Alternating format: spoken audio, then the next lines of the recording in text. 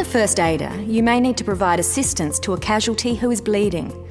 So it's important that you understand the different types of bleeding and what happens in the body when someone bleeds or hemorrhages. Hemorrhaging can be internal or external. With internal bleeding, blood leaks from blood vessels inside the body and usually can't be seen. External bleeding can occur through a natural opening such as the nose, ears or mouth, or through a break in the skin. And in severe cases, trauma to body tissue, internal organs. We'll focus for now on external hemorrhaging.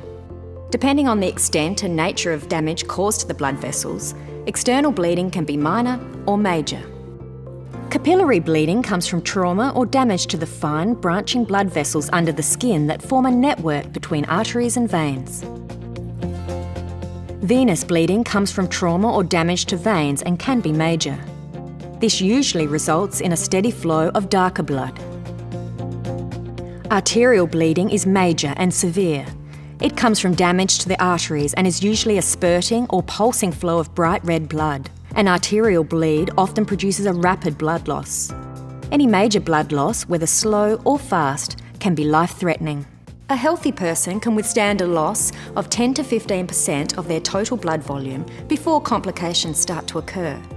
When a person bleeds significantly, the body reacts to try to return the blood flow back to normal. This process is known as hemostasis. The body will do several things to compensate, depending on the amount of blood loss. Constrict the blood vessels, vasoconstriction. This reduces the amount of blood flow through the damaged area and limits the amount of blood loss.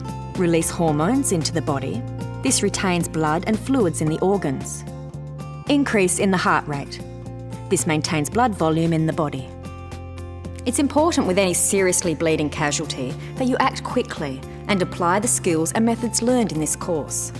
Without first aider intervention, there is a great risk to the health and well-being of a seriously bleeding casualty.